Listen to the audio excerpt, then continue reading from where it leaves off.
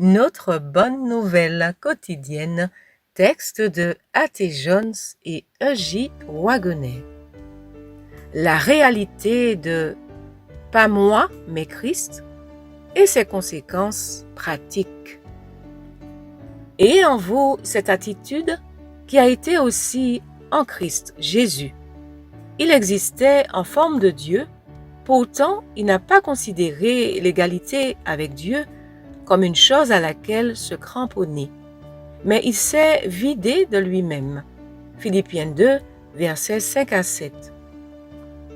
Christ s'est si complètement vidé de lui-même, il était si loin de se manifester lui-même d'une façon quelconque, qu'aucune influence ne s'aventurait à sortir de lui, à l'exception de celle de son Père. Aucun être humain ne pouvait venir à lui, sauf si le Père n'attirait cet être humain à lui.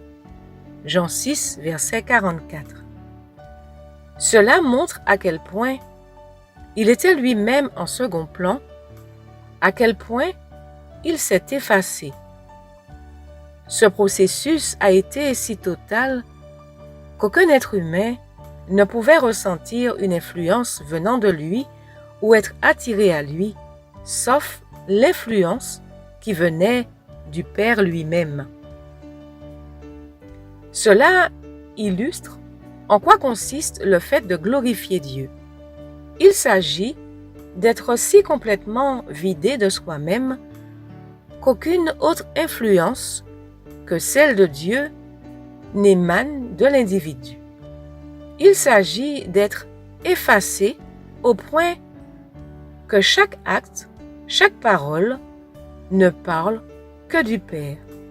Quand Jésus était sur la terre, il se trouvait dans notre chair humaine, une chair porteuse du péché.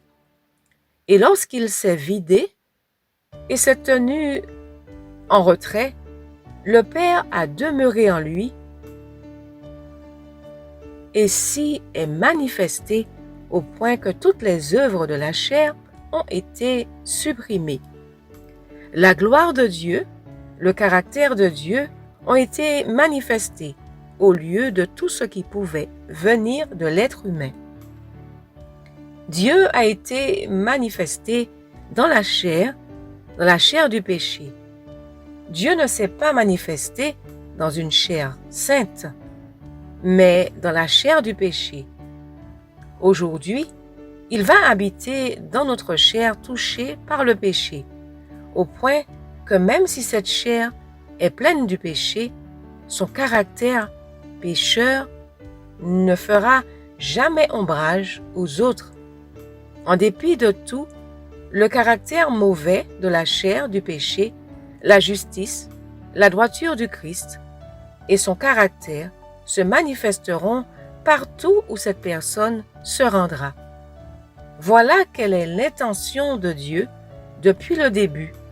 C'est ce qu'il a voulu faire en Christ Jésus notre Seigneur.